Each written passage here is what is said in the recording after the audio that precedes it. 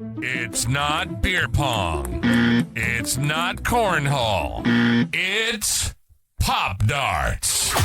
And it's taken over the sports world one suction cup at a time. From ESPN's Top 10 to your living room table, this is What's Poppin', the most satisfying sports podcast in the world with Mr. T and the commish. The game, the players, the wild moments you can't script, and the laughter that comes with it. Two guys, one league, zero filter. Let's go.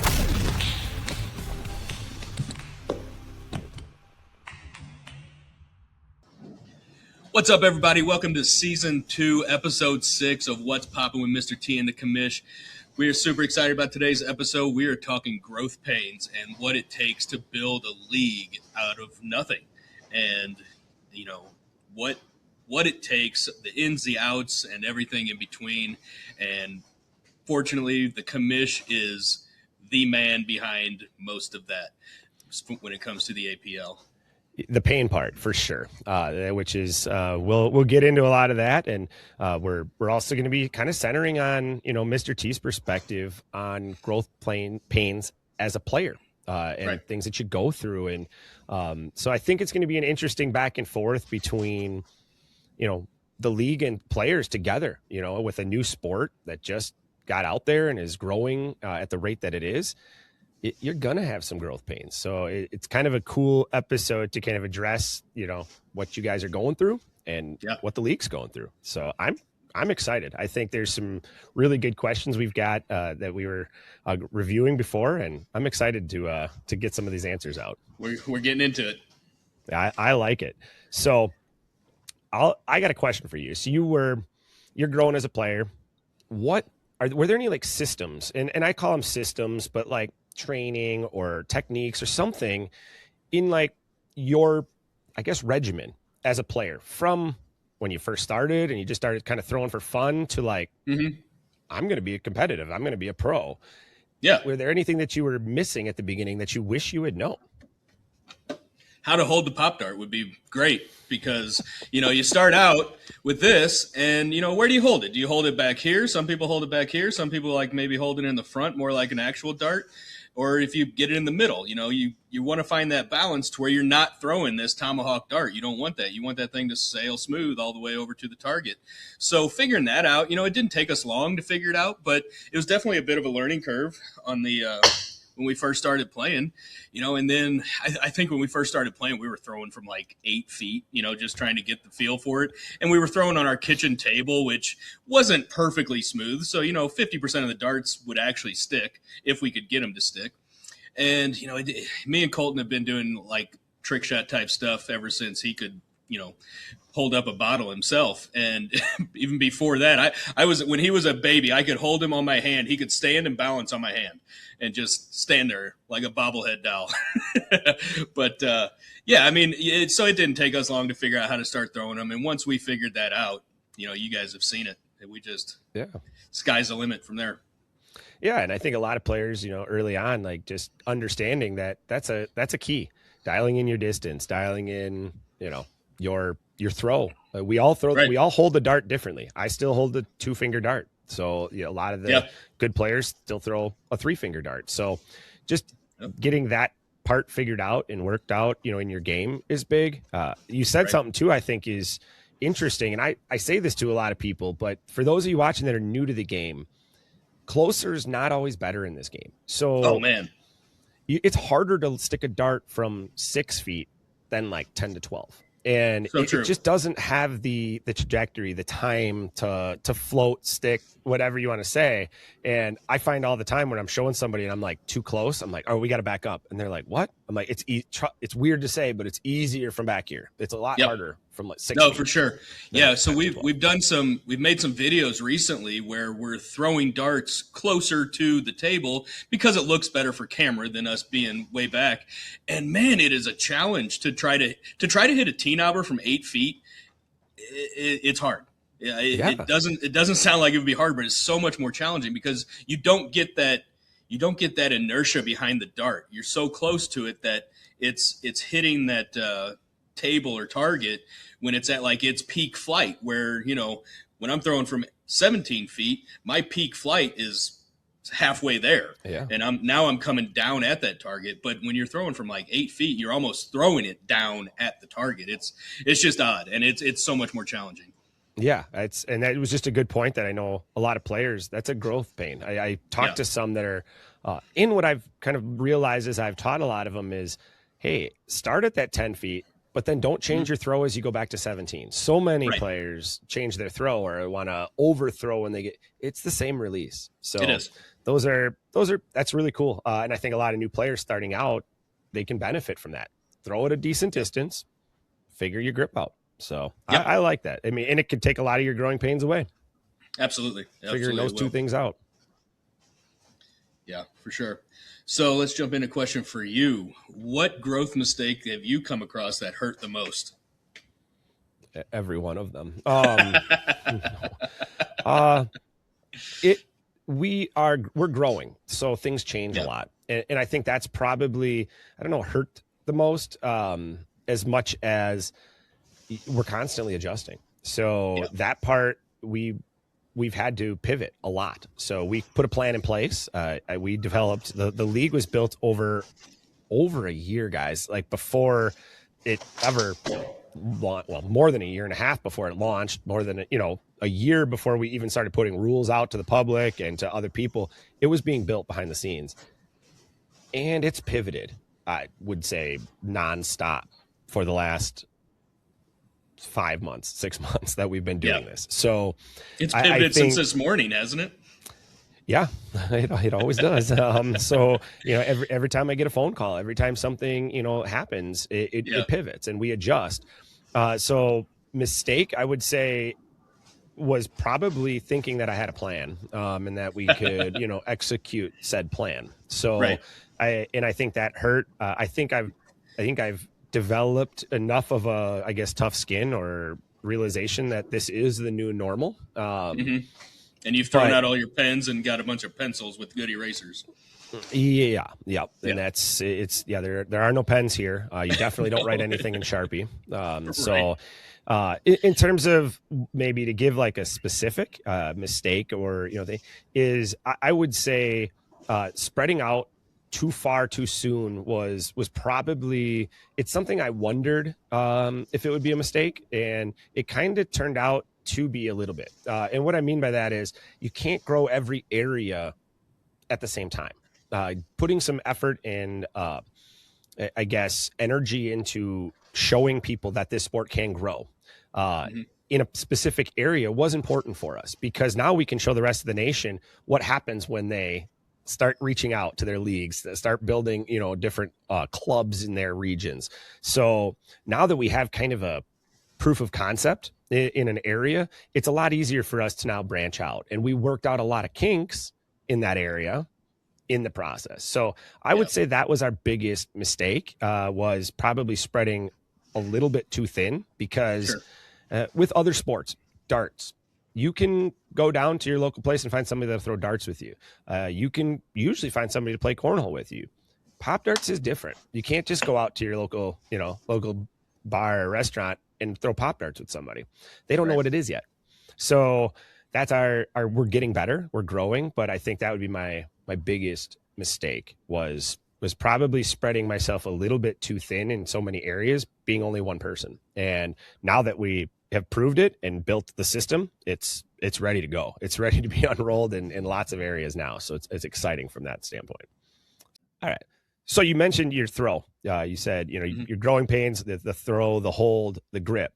Was there anything that you guys got like going down a path or you were trying to do that, I don't know, a year, month, you tell me, you had to redo, you had to like rebuild, go back and say, hey, that wasn't working. I was doing it this way for so long, but that doesn't work.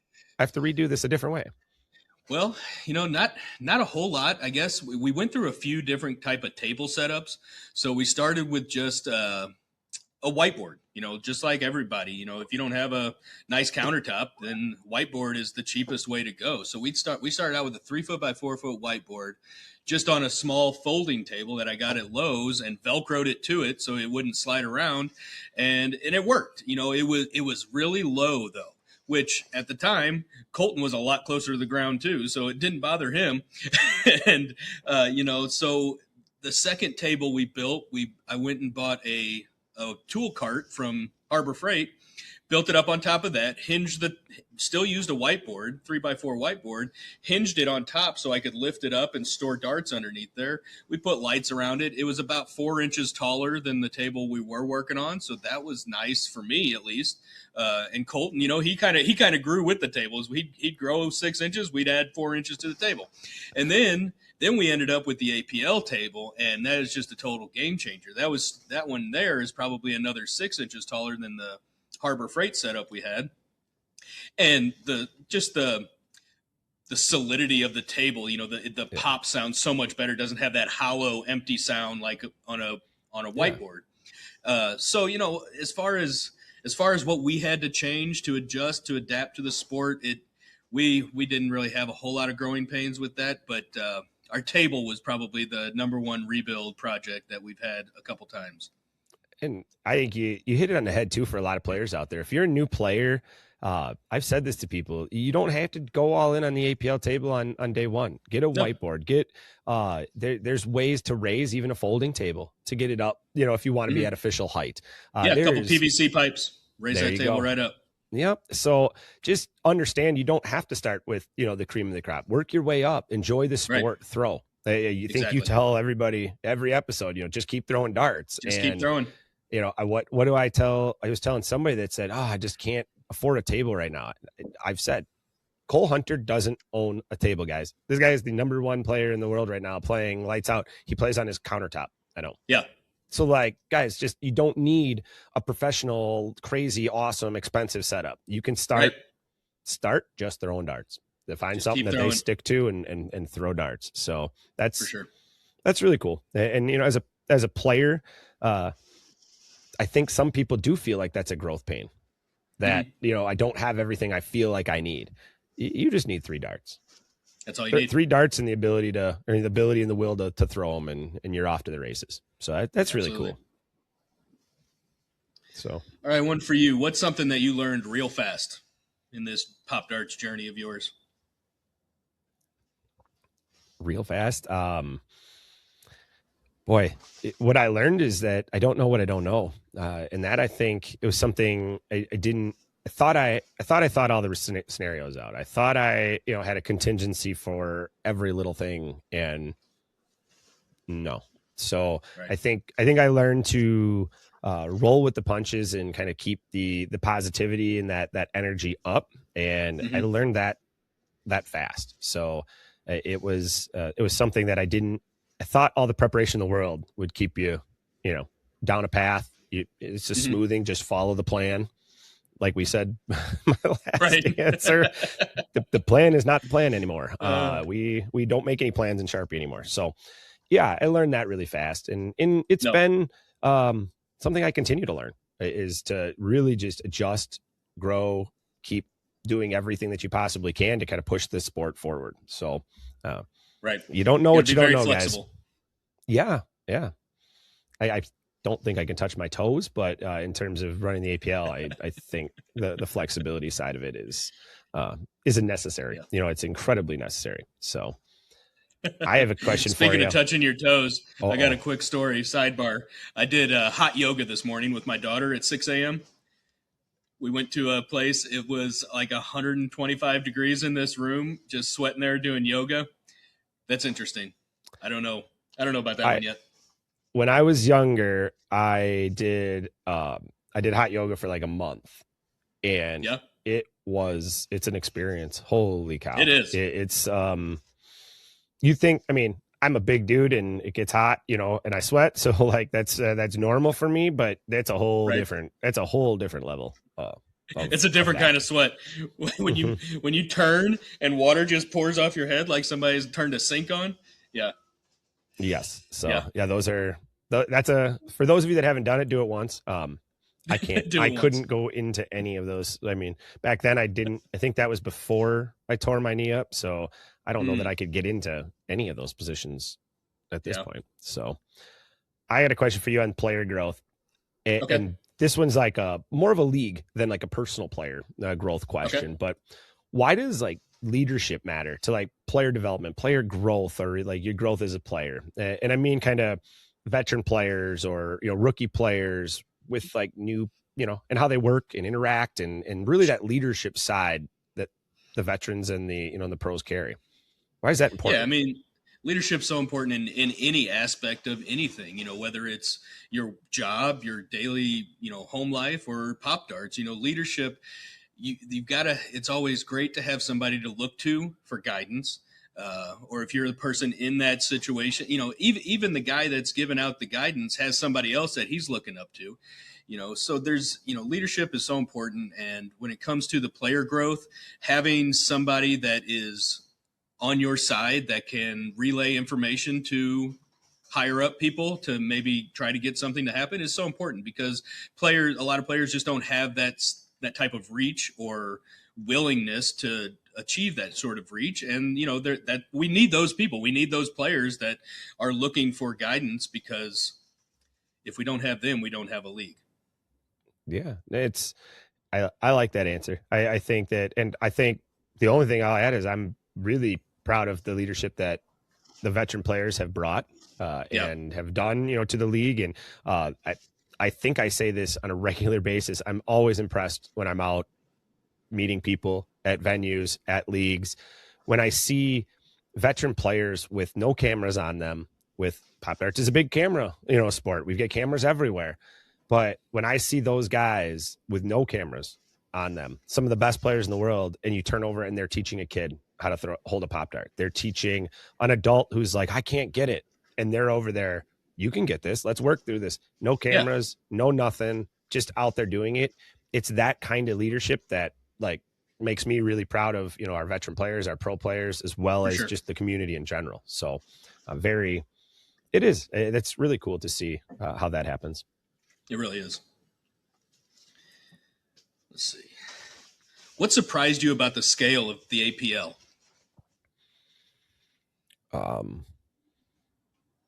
How fast it started to go, and not necessarily number of members and this and that. That's growing. It's growing, and it's growing well.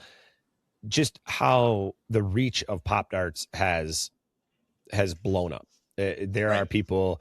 I will have people that my aunt, she doesn't really follow much stuff, and she's not on Facebook, and she said something like, I never knew what Pop Darts was. Your mom was saying Pop Darts. Your mom was saying Pop Darts. And like, all of a sudden she went on vacation and two people were playing Pop Darts, and that's all they could talk about. And the first thing I asked my mom is, I was like, did she get their names? And my mom's like, you don't know every Pop Darts player. I'm like, I know I don't, but if I did, it would be cool. Like if I did know who those people were, like at the pool or whatever, that would have been cool. There's a better chance that I know them than I don't. Well, I mean, especially if they're like out playing in public and doing it, like those guys are not always, but sometimes they go on the list of people that I know and that I associate with. And if you don't know him, you know somebody that knows him. Yeah. Or, hey, what were their names? And I can look them up and be like, hey, dude, that was so-and-so from the league. And I probably know somebody else in that league. So no. And so I brought my aunt a set of darts and she was like, this is awesome. And so I guess my cousins are playing and they're like having a blast. But that, I think, just how much it's getting to be known. We're not a household name yet, but we're getting there. And that to me is kind of fun to be a part of, turning something from not a household name to more of a household name. So for sure, in terms of the scale, that's cool. I think the other piece of it is how big it's going to get, and you can't predict anything, but I'm involved with a lot of the behind the scenes, and all signs are pointing to we say it a lot, but we are just getting started. So that's really cool. And the fact that it can get this big is exciting, and will be exciting for a lot of the players that are playing. So as a player, this one I like this question. Okay. Have you noticed any time, because you've been playing a while, where it slowed down? You felt like you were on on an upward trend. You were kicking butt. You got so much better. Every day you went to the table, you were better and better and better. But at some point, doesn't that slow or like plateau, if you will, like where you feel, have you ever had those moments where you just feel like you've plateaued? Not necessarily gone down, but I've never been bored of Pop-Tarts. That it's, I get how somebody could look at it and think that, yeah, you could get bored of that pretty quick because you're just throwing a dart at a table from 17, 18 to 20 feet, somewhere, whatever you throw. And, does it get old after time? No, it doesn't, because as good as a player as I am, and guys like Cole and Colton and DJ and all these names, I can't get through them all. It's too many. But there is. And nobody is out there just throwing T-knobber after T-knobber after T-knobber. You look at these guys playing regular darts where they're throwing it at the bullseye. They can hit 3 triple 20s every round. And, that's exactly what they're going for, and they hit it. It's not the same with Pop Darts. It's just, I don't know what it is, and maybe in a few years there's going to be guys coming out of the woodworks that just throw tight T-knobbers after T-knobbers, but I don't see it happening. It's too unpredictable. It's not a direct dart path like those steel tipped darts are, or plastic tipped darts, whatever you're throwing. So as far as getting the growth slowing on the sport, I don't see it. I haven't noticed it yet. We've had a couple of lags in social media, as far as views go, but that's just the ebbs and flows of social media. Sure. You can fall out of the algorithm for a little bit, but you can jump right back into it with a little bit of work. And yeah, I haven't seen the slow growth. No, I just haven't. I think I agree. I mean, I think as a player, you might feel like you are, but it's just, at least when I felt like I'm, like my growth as a personal player, like, and my personal skills have slowed.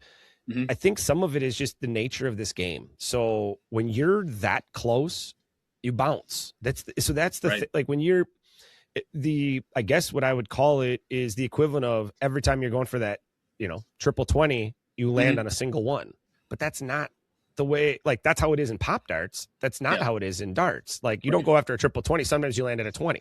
Sometimes you land at, in Pop Darts, it's if you go for the triple 20, mm-hmm. you land at the single one. When you bounce darts, so you look at some guys and you watch them, and to the naked eye, they're like, oh, they're just not good. They're like, right. I'm like, do you understand that they were 2 millimeters from a perfect shot, and they're like, except for it bounced off. It was worth nothing. Right. I go, that is the frustrating skill part of the game. What? Oh my goodness. Am I going to age myself? What did, is this a Mighty Ducks reference? Is that what that was? Where he said, I was a quarter inch from scoring the goal.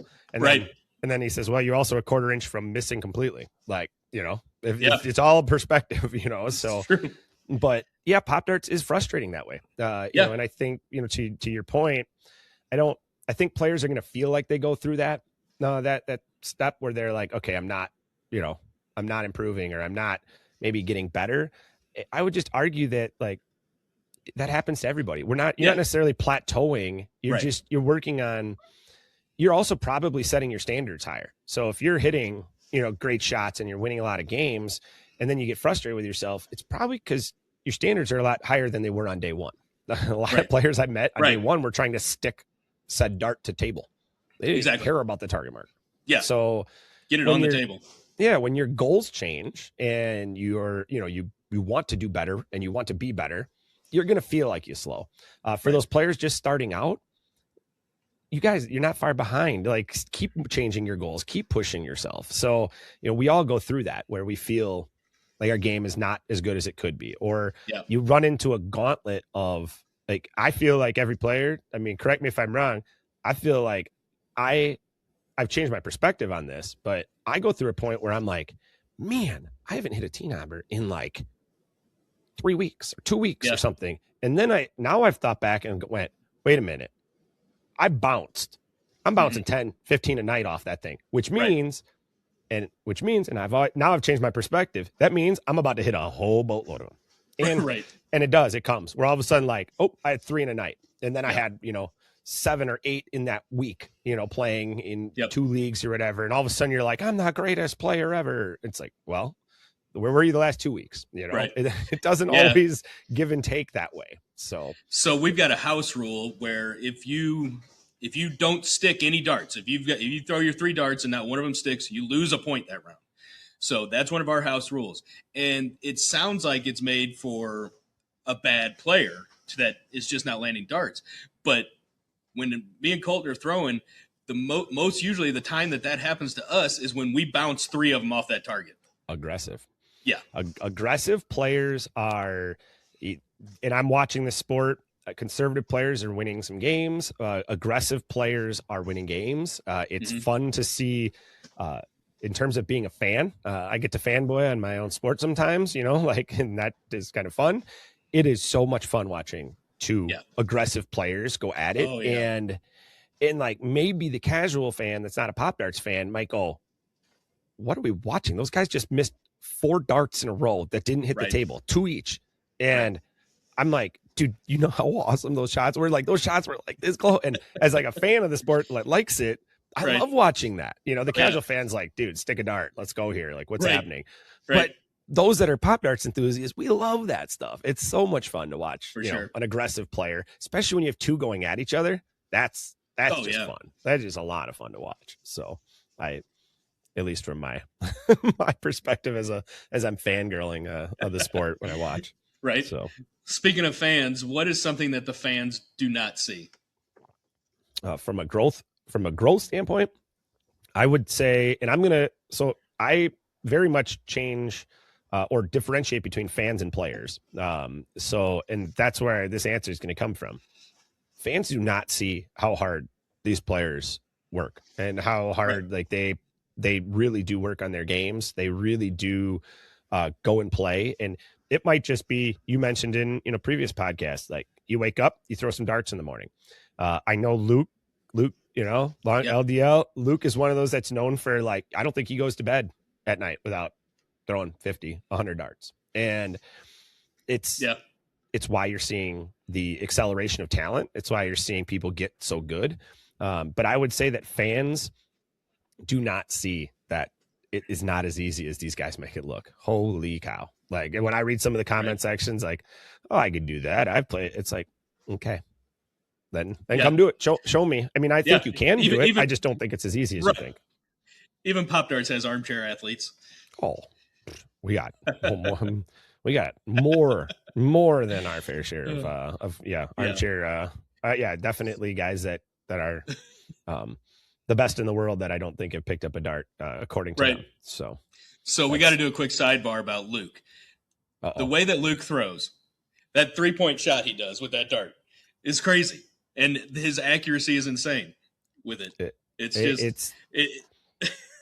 He's got one of the most, he's got the most signature throw in Pop Darts right now. It's not even close. It's so cool. It's so unnecessary and so ridiculous, and Luke knows I love him, so like it's okay for but it's awesome. It is so cool. It is. And it's so fun to watch. He has such a natural, cool release, but for him, those of us that played sports, and I played basketball, it's like a free throw. I knew guys that shot. I had my routine.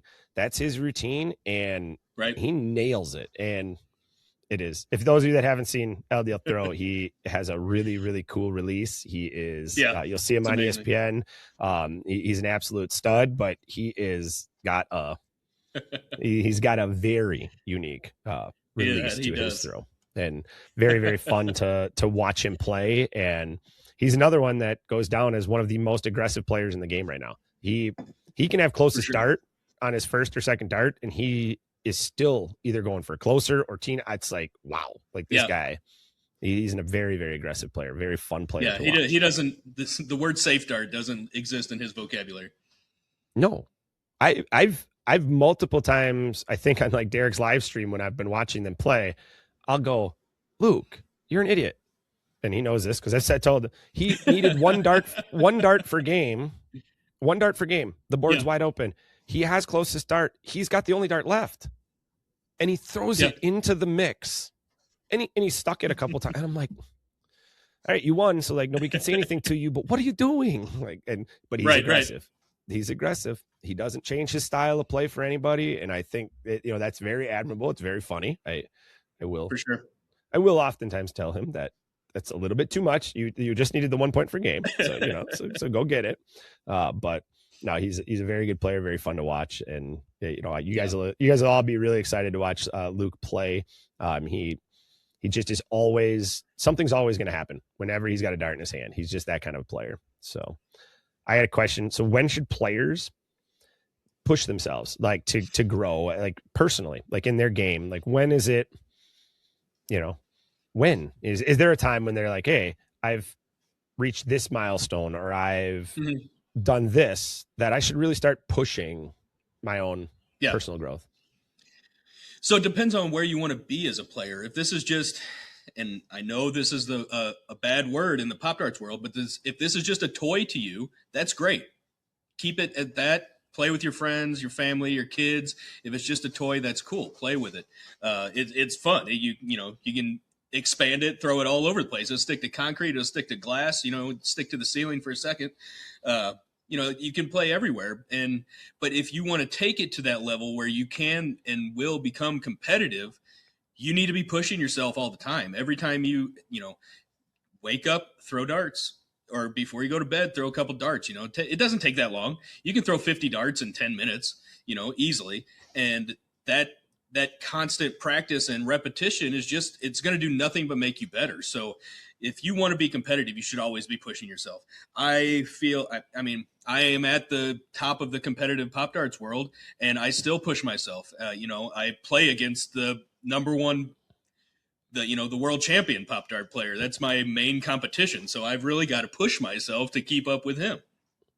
And we push each other, which is great. If you can find somebody close by that you can play with on a weekly basis, that's just going to make you even better. Playing against somebody, that's a huge way to improve your game, because you can throw 6 darts yourself and kind of play against, Mr. TA versus Mr. TB, but it's not the same. It's just not the same. You don't have that competitiveness or the rivalry between the two. So to really push yourself, find a good teammate and find time to just throw darts.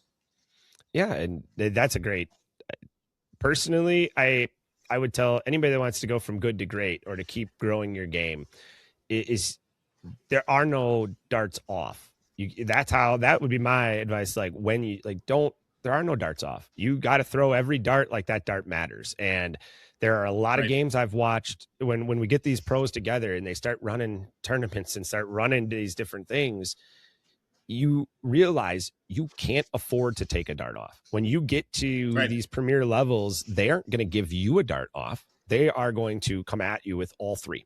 They have 3 in their hand. They plan on using all 3.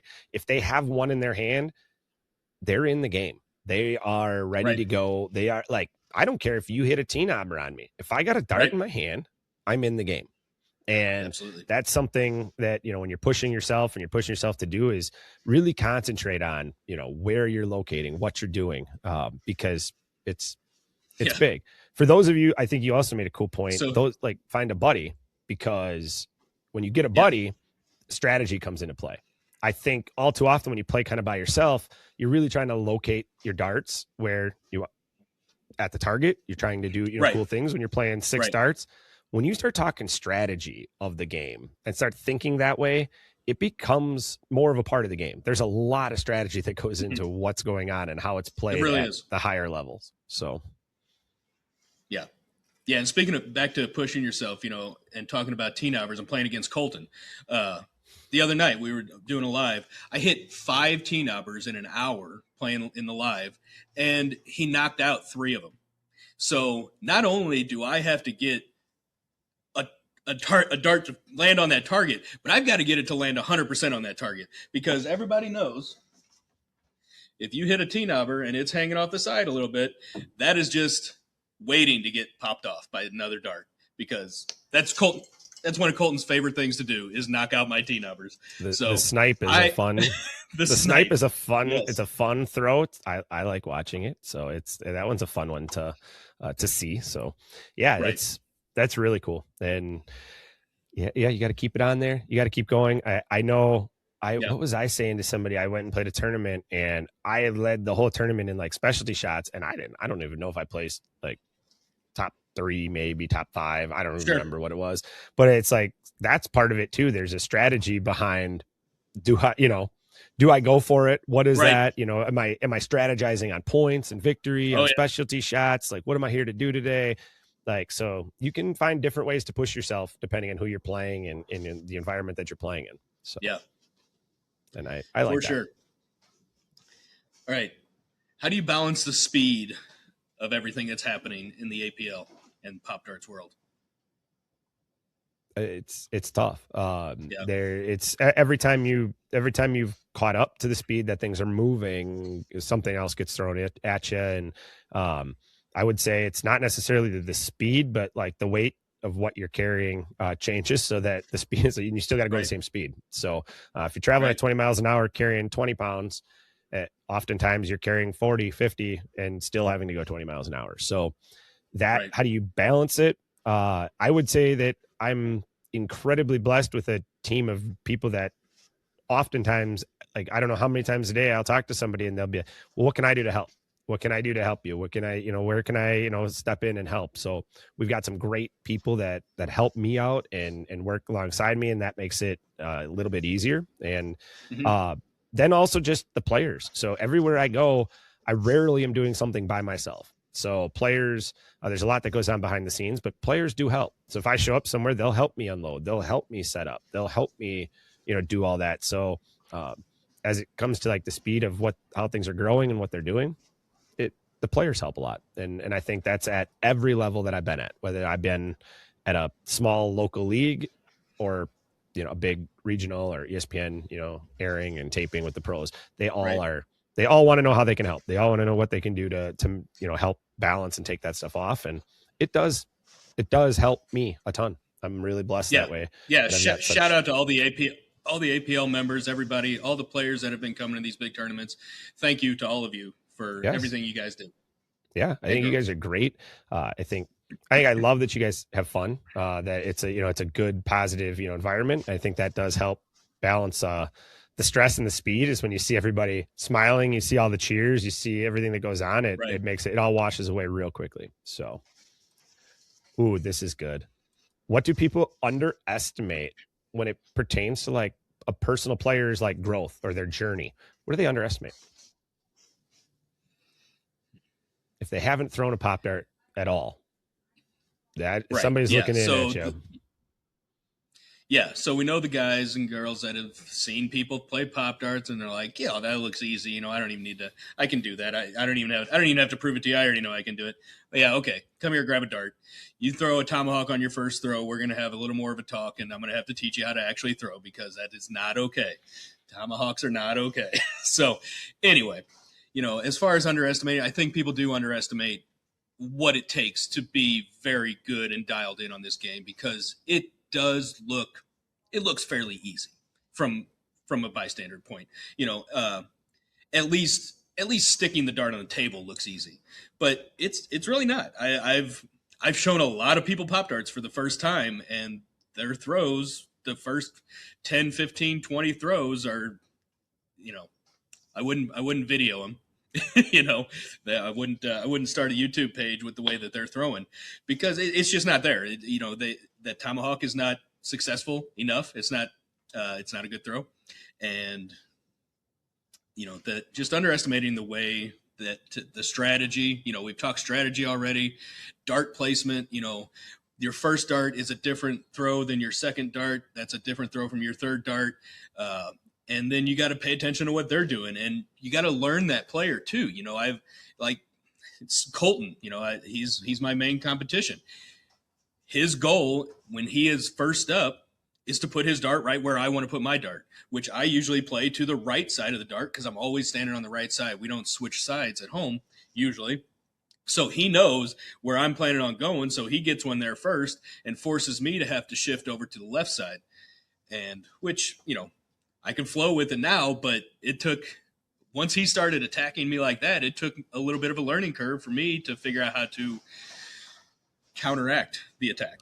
Yeah. So. And I would say too, in a player's growth is exactly what you said, is there's a lot more strategy to this game than an onlooker or the average person thinks. They throw dart, stick dart. That's your strategy. Right. Sort of throw the in front to put a blocker out in position A. There's a lot more to this game than that.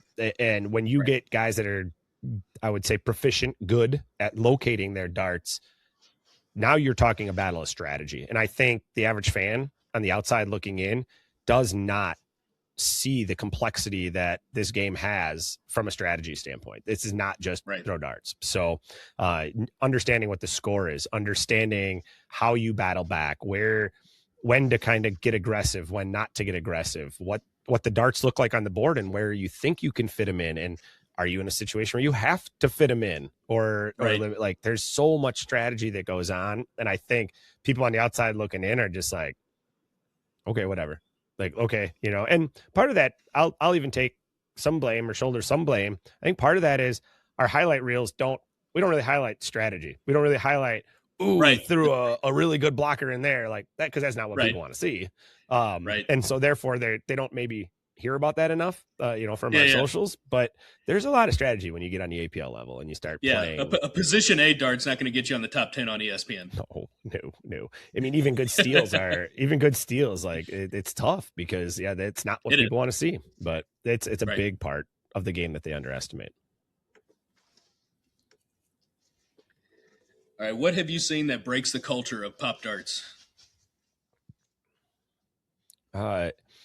We're lucky we have, it hasn't been broken. We've got great people. I would say, I would just say kind of respecting not only the game, but your fellow players, so, I mean, the word that I would say is integrity, is going to be something that I want the community to hold on to and to keep on, keep in. Not everybody has to be a Pop Darts player, and for lack of a better way of putting it, not everybody should be a Pop Darts player. If you lack the integrity and you lack, the ability to treat your fellow players and others, kind of with respect, that can break culture, especially, as we grow. So we're lucky. This game is silly. It's goofy. It's fun. And because of that, some of the people that tend to bring negativity and bring a lack of integrity tend to shy away from our sport. So I think by Josh and Jason's amazing design, we don't have a lot of that. So we're really lucky that way.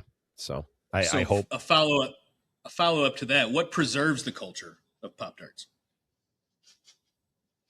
Oh, I almost the same answer in reverse. Josh, Jason, the people at the top, so Josh and Jason created a culture of integrity, of good people that are building, an amazing sport surrounded by good people. What preserves it is continuing, under their leadership to bring more people, like-minded people and individuals into the sport. So, and I think that trickles all the way down to these organizers bringing in new players. These people, they all seem to follow the same path that Josh and Jason set of high integrity, good people. I would also say, because I think Pop Darts is incredibly competitive. I think that competitive nature, that spirit, that desire to win. I think everybody's really positive, but I'm seeing it more and more, and it's because of the way the sport is. And I don't think this is a bad thing, is all I'm going to say. These guys are competitive. These losses are hurting a little bit. They're not like hurting like they're mad, but like it gets at these guys. These guys are getting that spirit where they put in all this work, they do it and they lose. And I think that preserves the culture though. Like if it's a, so what, if you lose and you're like, so what, that didn't hurt a little bit. Right. Oh man, that's not really a competitive culture. So I am starting to notice, even though they're nice and they're good losers, they don't like losing. And I think that's important. It's important for a competitive culture. So I do like that. So looking up, so you're talking culture. How do like a player, as you're growing as a player, or all these players, how do they protect the culture, the sportsmanship from a player standpoint? Is there something that they can do to kind of keep that rolling? So piggybacking on your answers too, just, you know, be a respectful person. Just be a good person. There's no reason not to be. You know, there's no reason to come in with anger or hatred in the sport. So if that's what you've got, just leave it at home, and or keep yourself at home. We don't need that kind of negativity. Just be there. There's no reason to come in to something like this when you've got the type of people that we've got in this sport already. Everybody's amazing that I've met and just not met, and just seen playing online or talking online. Everybody's great, and the positivity is everywhere, and that's what we have to continue to keep. That the sportsmanship has got to continue the way it's going, because that's going to make this league and sport and game and toy, whatever you want to call it, just keep growing. Yeah. And one thing I'll just say to all the players, I mean, just kind of piggyback off everything you said, keep doing what you guys do off camera. I know not everybody's going to see it and notice it, but like you're touching and growing people's, like lives and happiness with what you guys do when the cameras are off, because I may notice it. It's something I see. Nobody else may, and that's okay. Keep doing things that keep teaching the kid how to throw. Keep teaching that adult who said, I'll never figure it out. I remember this guy, I need to get the rookies. I never could figure out the pros. And I said, come on over here. Like, no way you're getting into a rookie set. And we worked and he left and he goes, I don't need rookies. I can throw the pros. And it was like, good. Like but keep doing that stuff behind the scenes, because that's what keeps the culture and the sportsmanship going is right. What do they say? Doing good things and nobody's watching. Like that's what makes good people and good culture. So, and there's a lot of those guys out there doing that. So, all right, dude, check this out. We are in mailbox. Let's see what these guys have to say about growing pains. All right. Let me find one here that we like. Oh boy. Be honest. Oh boy. I love when they start with be honest. Okay. Yeah, because we're anything but here. All right, be honest. What's the biggest moment? We're not ready for this yet. What's the we're not ready for this yet moment? I would that's say probably a better question at you right now. Yeah, I would say, I mean, for me, sometimes I forget to like check my calendar. I forget how much is coming, like one after the other. So I've oftentimes finished one big event and think I've got in my head like months to get ready for the next one, and realize it's like 2 weeks, 3 weeks away. Like, and I'm like, oh no. I do that more frequently than I would really like to admit. So yeah, I do that. Whatever. We're not ready for this quite frequently. That's it's a pretty funny question, but yeah, when it comes to the growing pains, I mean, maybe for me is check that calendar out a little bit more frequently. That's a good question. We're not ready for this. Yeah, the calendar apps are great, but I need one that every morning, instead of showing me what I have to do that day, I need it to show me what I need to do in 2 weeks. Yes, I need to do. Well, I need to actively start doing that, because there's some stuff I need to. Right. I'm pushing it again today. I'm pushing it again every day. So yeah, we need to be a little bit more ready for that. But that's a good question. And there's probably more of those. But that's the biggest one. Stacking really cool. You feel like you have all this emotion, like with this one big event, and you're so pumped and everybody's ready to roll and they're having like a blast. And then like by the time that emotion is like, I'm still kind of on the high from that, I'm coming down, I realize that, oh no, the next big emotional event's coming and you got to get it all ready. And so, right. Yeah. I like that. All right. So I got access to this mailbag too. I got one for you. When have you had to smile publicly while internally everything was on fire? I don't want to say a lot. That's not probably true. There's times. There's times when we see this with a sport that's growing and with so many moving pieces and so many people involved that are both outside of the organization and inside of the organization, and players and fans and venues. And where it changes. It's always like, and the biggest, I would say, it says, have I ever? Yes. Okay. I have. But it's like when you don't have all the information, and that part, like we don't always have all the information, or the information is changing with such speed that by the time I'm saying one thing, something else is, replacing what I just said and made it untrue or outdated. So I smile a lot through that because you have no choice but to smile, because it's, that would be, I would consider when everything on fire is when you're pushing forward at an unknown target, an unknown moving target. Right. and you smile and you push forward because you have no other choice. So that's been exactly. That's, oh boy, that's, some of these questions are great. I mean, that's hilarious. I think that's a sign of a good leader, Kamish. Well, it's just, well, I think it's a sign of you have no other choice. That's when you get to a certain point, like what did I moved something the other day that was really like heavy, or did something, and I was up at the campground and like nobody's up there yet, and I had to move it, and I moved it, and when I was done moving and I looked at it, and like I sent a picture to someone, and they're like, no way. How? And I'm like, I have no idea. I was like, I like dragged and like pivoted, and they were like, but how did you do it? And I was like, I don't have any idea. And it kind of got me. My dad used to say something like, when somebody asked him like, how you do, he's like, because nobody's gonna do it for me. Like he kind of like made a comment like, because nobody's gonna do it for you. Like you had to do it because it had to be done. So that mentality has definitely keeps you smiling, because nobody's gonna do it for you. So Oh, this one's good. I like this one for you. I mean, I got some in here, but at what point? I mean, we've answered this part of this question, so we get this a lot. But at what point did you realize this actually blew up? But then, what immediately? I like the second part of this question. What immediately became 10 times harder than maybe you expected? Like when it came to the league or playing or just everything involved with it. That's a really cool question. So, as far as becoming harder than I expected in the leagues, me and Colton have not been extremely active in any leagues. We don't have one around us yet. I'm still working out a few details to get a league started here. So as far as league play goes, we don't have a lot of experience there.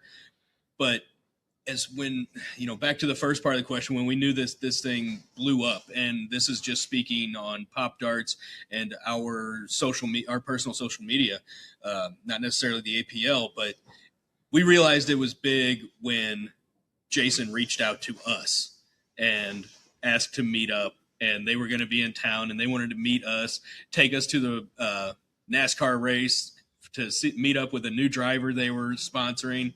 And then they came out to our house. We played some Pop Darts. That was when it clicked. Like, this is really something. This isn't a toy. This is going to be something.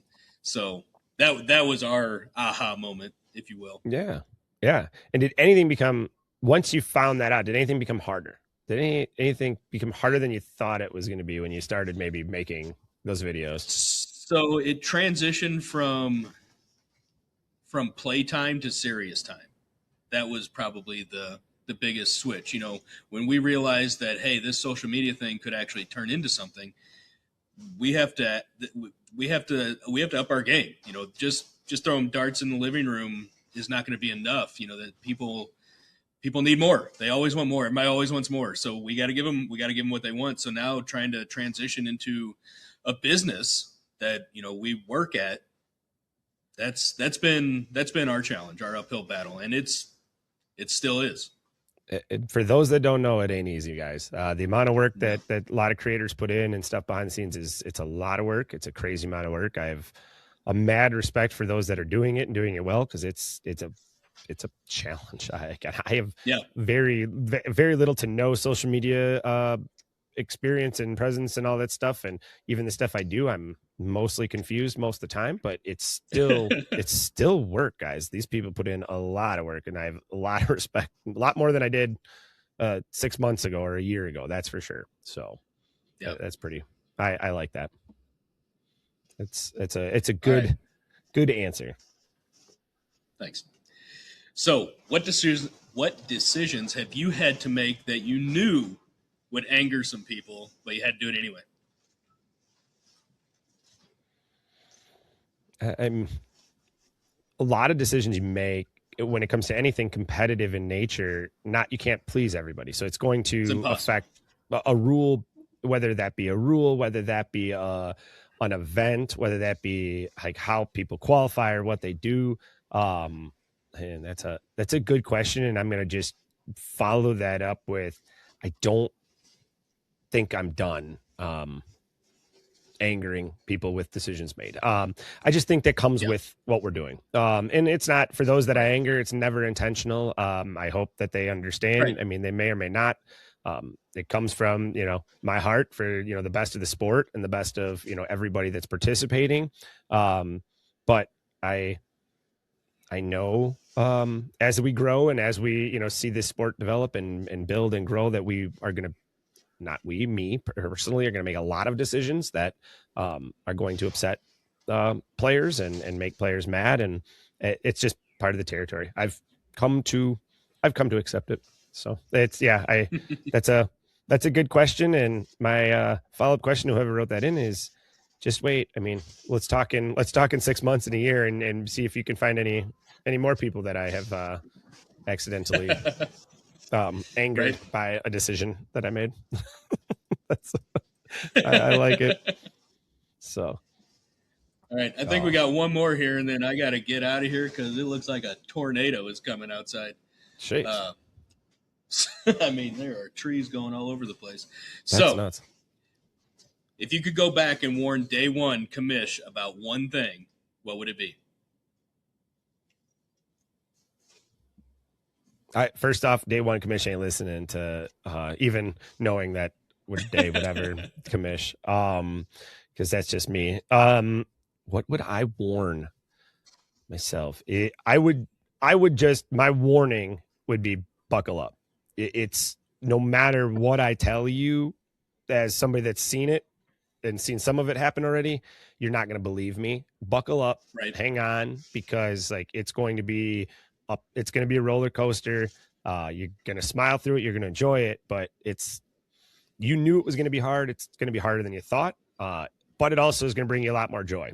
So the connections I've made, the people I've made, I didn't necessarily even remotely take any of that into consideration when I was starting it. I mean, I knew I'd work with people. I just didn't know I'd get along so well with a lot of them and really meet, a ton of people that I respect and that I've grown to really, consider family and good friends, throughout this process. But that would be my warning is buckle up, man. Like there's nothing I can tell you that will prepare you for what you're going through other than, you got it, hang on, go through the ride. And that's a good question when it comes to that's a good way to end the growing pains is that exact question. And I like a lot of those mailbag questions this week. That's the really some good thinkers in there too. For those of us that are worrying about growing and watching the league grow and watching yourself grow as a player, I hope you guys got a lot of good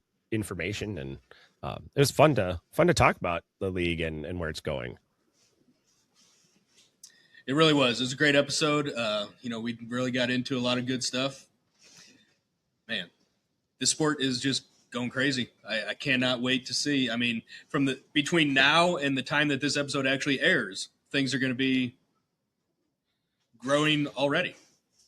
Yes. And that's good. And everybody stay positive, keep doing what you guys are doing. If you can introduce one person, to the game of Pop Darts, you're making a big impact. You're making a huge impact on the sport, and keep doing that. I can't tell you enough of how much we appreciate, all the effort everybody's putting in and what they're doing. And I, as weird as it sounds, I hope there's many more growing pains to figure out, go through, deal with in the future. That's my close on the growing pains episode. I like it. Yep. Let's close out episode 6, season 2, episode 6. Come back for the next one. We are going to jump. We're going to jump into some sponsorship questions, some money questions, and the reality of the APL and what goes on behind the scenes. So we're going to get into it. That's some good stuff. All right. We'll see you guys next time. See you guys next time. That's another round of What's Poppin', the most satisfying sports podcast in the world with Mr. T and the Commish. The only place for suction cups and smack talk collide. Follow the madness on Instagram, TikTok, Facebook, and YouTube at What's Poppin' Podcast. And catch every episode wherever you get your podcasts. Until next time, keep your aim tight and your suction strong.